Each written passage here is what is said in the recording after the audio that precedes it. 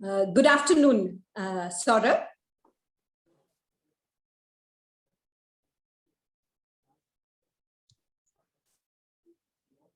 Good afternoon, Saurabh. Good afternoon.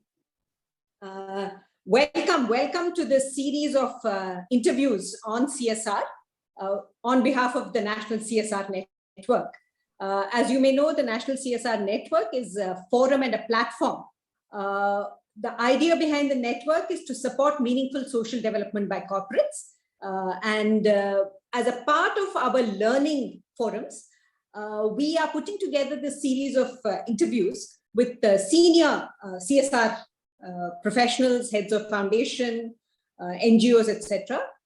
Essentially because we find that a lot of sharing needs to happen if we are, as a CSR community, to grow together and do more impactful CSR.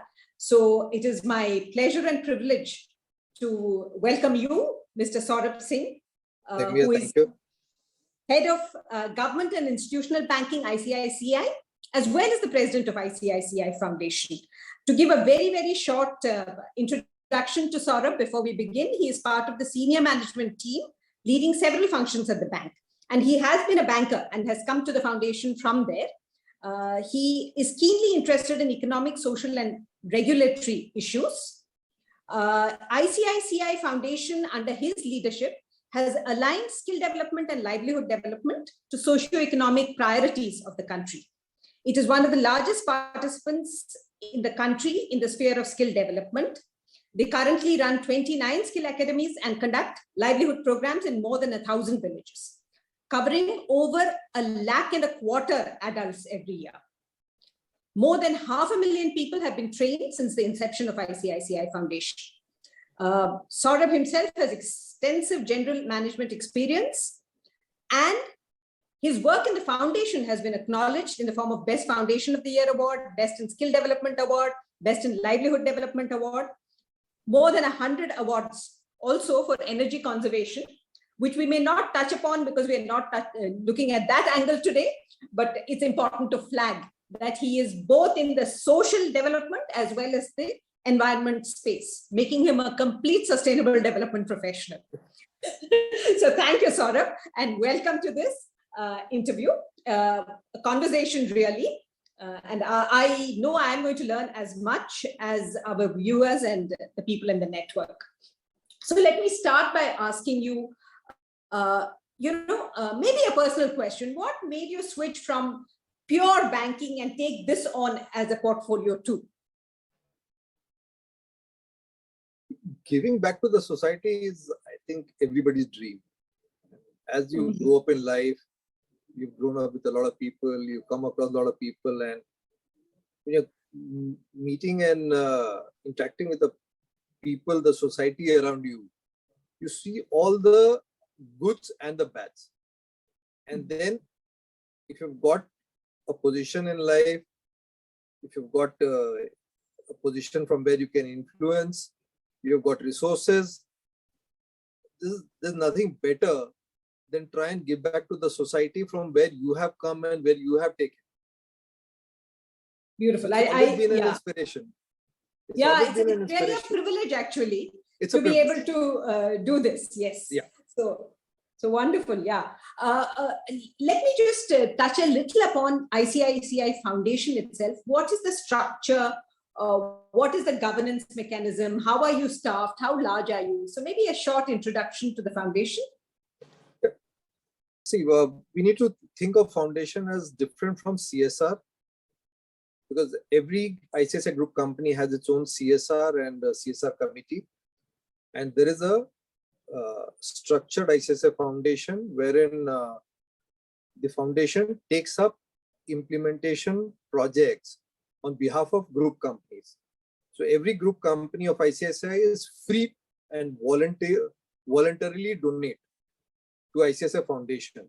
There is no compulsion. They're absolutely free to go ahead and work with other NGOs outside. So whatever choice they make, ICICI Foundation has the role of implementing their mandate. So ICICI Foundation is run by a governing council, which is chaired by a group of the CEOs of the group companies, and together we undertake what are the development agenda that that's a priority, and that's what ICICI Foundation does.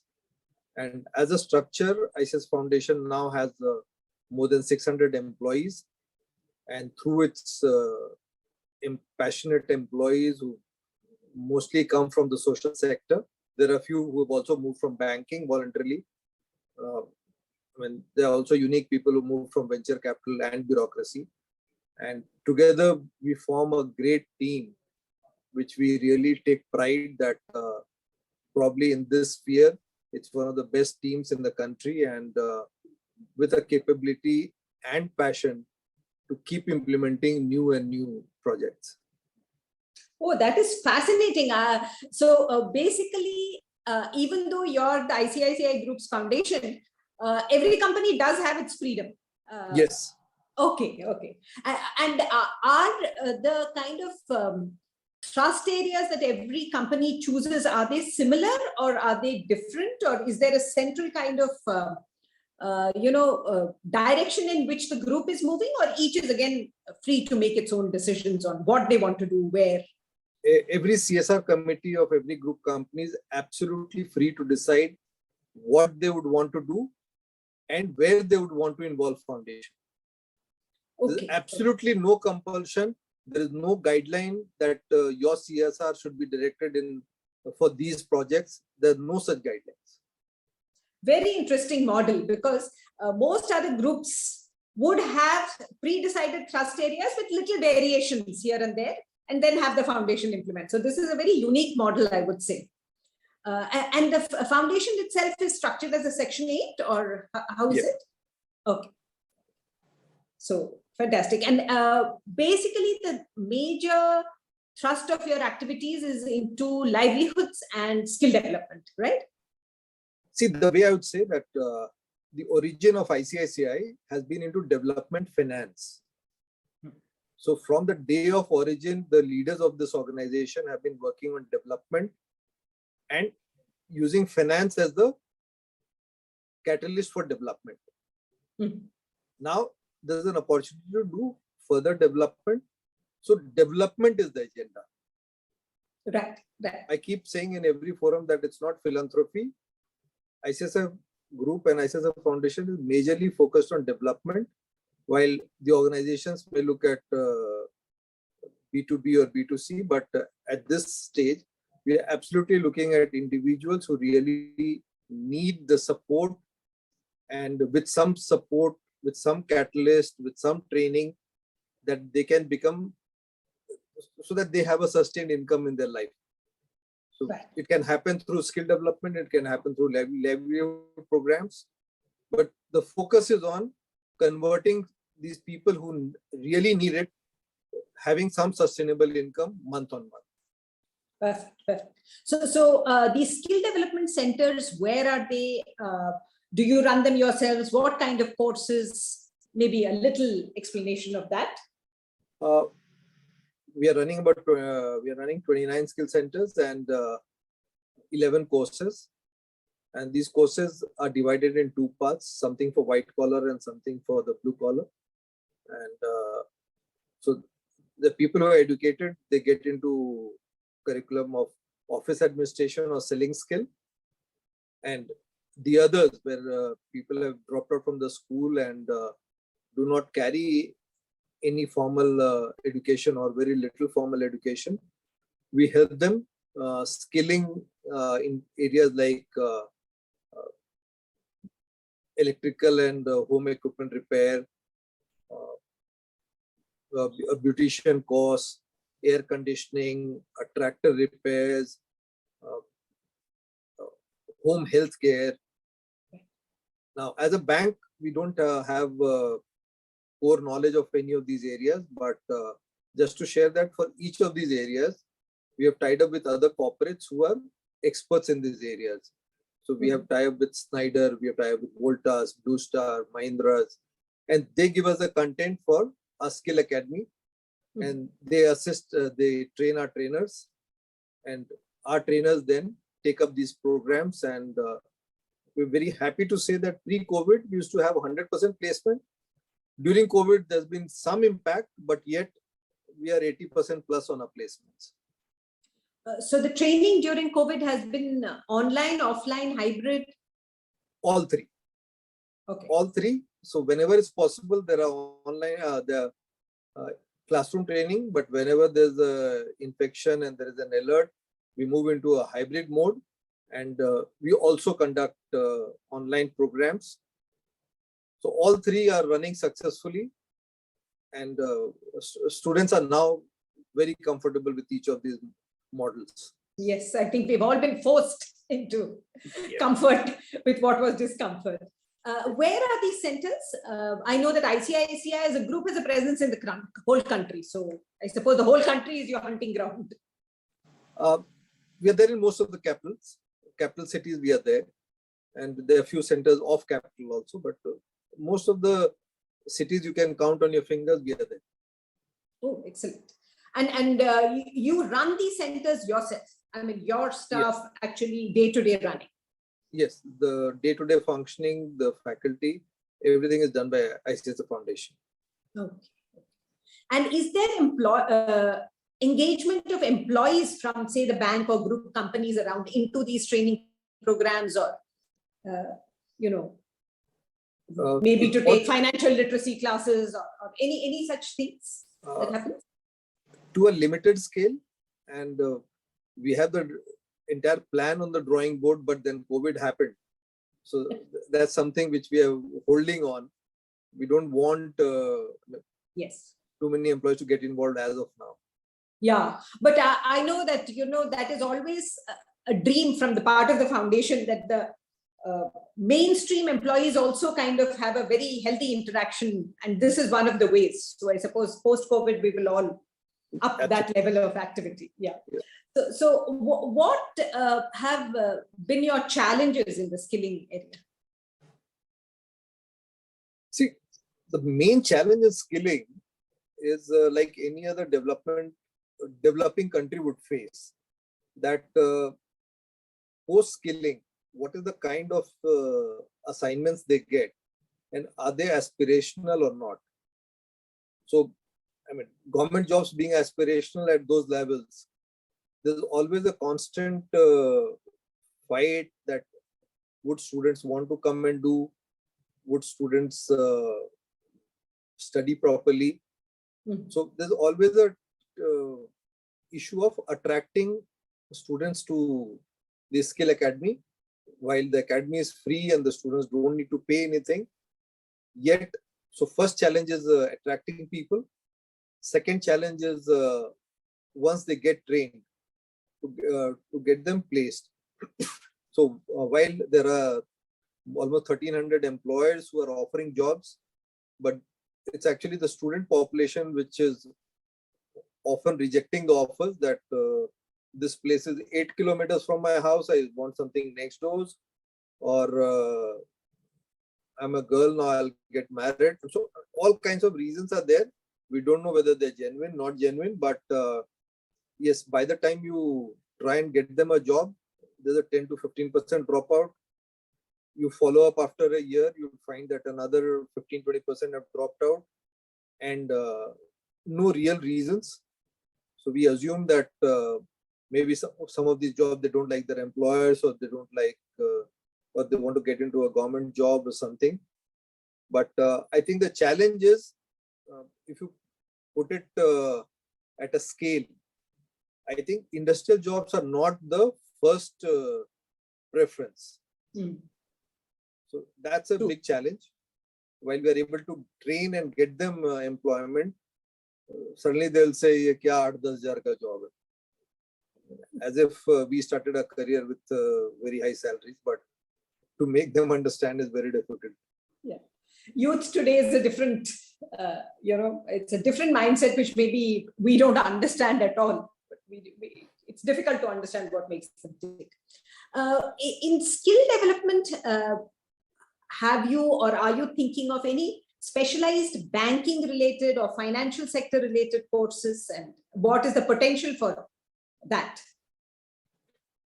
See, we have consciously stayed away from courses of financial sector because we did not want to be branded as if we are working for the bank or for insurance.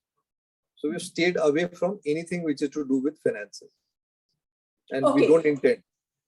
So this is a very interesting possibility that is opening up. Maybe other corporates who run skill training can draw upon your expertise as a content expert. Like you have Voltas to partner for air conditioning. Maybe ICICI Bank can partner with, foundation can partner with other training partners to offer these specialized courses. Yeah, so I mean, if you talk of ICICI Bank as a whole, the HR function has tied up with Manipal University, has tied up with NIIT, and there are programs which are running through which students are getting employed in ICICI. So those programs have been running since almost 2007. Okay, but more for the the foundation type of target group. Not the foundation type of target. Foundation is staying away from any course which is related to the bank or an insurance company. Okay. Yeah, sometimes these strategic choices have to be made, keeping the long term in view. Right. I'm very fascinated by your rural development programs, which are basically creating livelihoods in villages through a training and hand-holding exercise. So if you could elaborate a little on that. The way I would say that it's slightly more than training and hand-holding. When we say rural, I think for anyone who understands economics, a rural area either faces a shortage, or they have a surplus of something, or they're facing some environmental issues. So what we try and do is try and study what is the issue or what are the multiple issues village as an economic unit is facing. So there are areas which have very large produce. So let's say the most famous one in India, and which also makes news, is Nasik and its onion. And it makes people cry very often. Now, if you really look at the economics, it's the concentration of onion growers in one area which has created this concentration risk. And I'll give you a very simple example. Onions are growing in Nasik, and if it has to be transported to Calcutta, approximate cost of transporting per kg of onion to Calcutta would be about 8 rupees per kg. So if onion is selling at 5 rupees in Nasik plus 8, it reaches the Calcutta market at 13, plus then there are local margins for sale. So a Calcutta consumer would any day buy these products for 20 rupees plus. Right. Now, let's put this as an advantage for the farmers of West Bengal. Now, if farmers of West Bengal are cultivating onion, they have an arbitrage of 8 rupees, which is the diesel cost. Right. So on any day, their onion will not sell below 8 rupees. True. And if we add value, then it's anyway they'll sell it at 9 or 10 rupees. So a Nasik farmer is struggling, but the same produce in any other part of the country will sell at a higher price. So what I said is Nasik is the concentration risk on onions. There are similar belts in the country where they produce goods which are far in excess of what can be consumed in that local geography. The areas which are short. So Nasik is growing onion, which they're selling it to entire country, and they're even exporting. Now, if food processing as a unit is not available locally, the raw produce, part of it will get wasted. Yes. It's a national tragedy. Yeah. So what we are attempting at ICICI Foundation is we are looking at whatever areas there are surpluses, can we get and assist farmers into changing the crop? Can they do some other crop, or can they do multiple crops? And the other side is, can we assist them in some form of food processing so that whatever is the shelf life of the product, can we enhance it by some time or can we do a value adding activity with the farmers, and can we process the food in some kind of a semi-processed form wherein they get a higher value. And the other advantage of this model is that typically a farmer is occupied for 100 days. Yeah. Now, other days they are free. Now, can we use those free days for some other additional income? Right. The next part is the lady at home. Typically in a village, every lady is free for 5 to 6 hours. And can we utilize that 5 to 6 hours within the locality or within the premises of the home? And can we generate additional income for her? Right. So do these interventions happen at individual level, family level, village level? How does it work? Typically, it would be at a village level. And we would want to work at a cluster. We work at a cluster of villages so that there's an economy of scale and people are able to support each other. So similar produce, similar processing facilities, similar transportation facilities, and during COVID, what we have also seen is that all these informal supply chains collapsed. With one truck driver not wanting to drive the truck, particular 10 villages are cut off. Right. Now, the likes of the e-commerce companies, they minted money because their formal supply chains were functional. So the rural supply chain, which is based on informal supply chains, that needs to be supported. And micro enterprise at rural level, development of micro enterprise is very important for the development of a village. So while we can say that the local middlemen, or middlemen has almost become a bad word, but our learning is that if that local micro enterprise does not exist, the village produce will rot in the village. So it's a very critical role these people are playing, and they have their own issues. So there are issues which the producers are facing. There are issues with the micro enterprise who buy the produce are facing. And I'll give you small examples. Go and buy rice from a farmer and go and buy rice from the shelf of a shop. It's so different. When you buy from a farmer, you'll get some amount of mud with the rice. There'll be some broken rice, there'll be complete rice. And when you buy in the shelf, it looks as if it has been produced in a factory. So in between, there are processing which happens, which changes the form of the same produce and makes it very attractive and edible for the urban consumers. Now, why can't these activities happen at the rural, in the homes where of it's the produced? farmer? Yes, the value addition also happens there. Yeah, so that's what we are attempting. And so can you kind of illustrate with an example, of what maybe one cluster you take or one village that you're working in, and what is the kind of activity? See, one of the most celebrated activities we have is in Gopalgarh block of Jodhpur district. It all started with a small group of ladies into dairy, and currently it's 10,000 women together, tie up with Amul for collection. So what we could do is 7 collection centers we have set up, and in the reverse, all the goods which are required for dairy farming, the fodder, the medicines, also comes through the same channel. And 10,000 women are now involved in a single trade, which is production of milk, and that milk is being collected by Amul. So in the last few years, that's just one example where large scale has been reached. Another example I'll give you from Udaipur that's also very successful is Udaipur has a lot of forest of custard apple. And this custard apple is a forest produce, absolutely organic. The fiber content of this custard apple is far higher than the hybrid custard apple. And even when you eat it, you'll feel the difference. Now, this was being sold on the roadside at the rate of maybe 5 rupees a kg early in the morning, and in the evening even you could buy it even at 2 rupees a kg because the lady wants to go back home.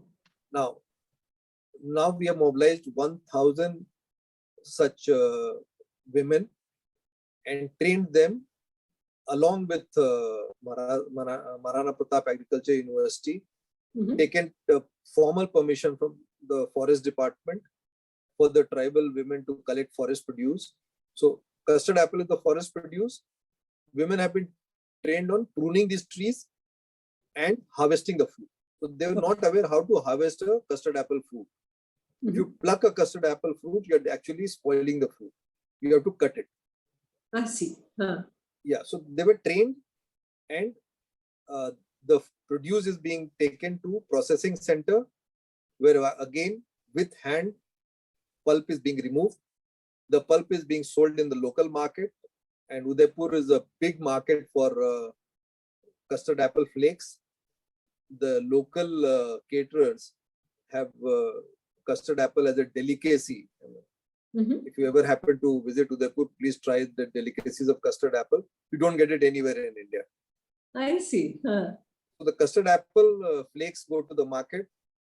The seeds have another market, and whatever is left over is vermicomposted. So the women first are involved in harvesting of custard apple. Then they're involved in processing of custard apple. So from a time when they used to just pluck and sell, now it's become an organized industry of 50 days. My goodness, these are really kind of inspiring examples, and you have reached scale. Yeah, and the same women then move on to Jamun in the summer season. Jamun again is a 40-day season. Right now they'd be involved in processing green gram, and that would be almost 25 to 30 days.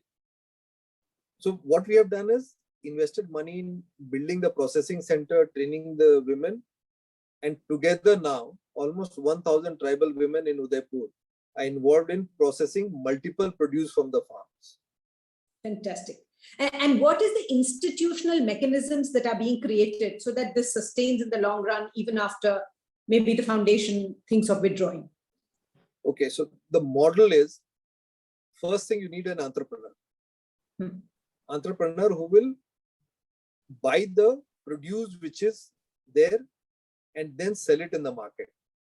If you don't have that entrepreneur, I don't think so these models will succeed, because the women who are producing don't have the wherewithal, and it's, even if you train, you can't train overnight in people that what you're producing you should also be able to sell. Selling skill is a separate skill. So having an entrepreneur is very important. Second, having a technical partner who can train them. So in case of Udaipur, we had Maharana Pratap Agriculture University, whose professors came and spent time training these women. Then we got support from the forest department, we got support from tribal development department, and from the local administration, the district magistrate and all supported us with the panchayat leaders. So suddenly ICICI Foundation going in and telling people that will help you earn more money, they look at you with a blank face. I mean, why would you want to do it? True. And what are you going to do it? You'll make us work, not pay. So there are all kinds of apprehension. So one has to build a model along with local leaders. So village level leaders are very important. And village level leaders have some amount of trust on the local administration. So I keep saying that this is not a model of ICICI Foundation. This is a model wherein the local administration, the local leaders, elected leaders, Maharana Pratap Agriculture University, ICICI Foundation, an entrepreneur, all of us came together and built a model where now for 1,000 women, this is sustainable, because whatever they produce, the local entrepreneur is buying and selling. So far, we have not had to do any market development. Likes of the ice cream producers have not been able to buy these custard apple flakes from Udaipur because the local market is consuming everything. Right. But do you see leadership emerging among the women, institutional mechanisms or structures evolving, which will, in a way, take charge?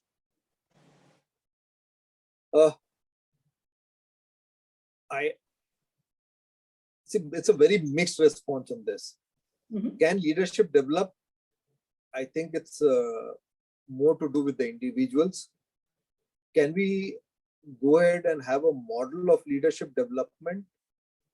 I don't think so. That level of maturity is available. So, I mean, a person going from urban India and talking to a lady in the village is still a taboo. And you have to train them, you have to get them to work. So you have to have enough women employees also in foundation who can help assist women trainers.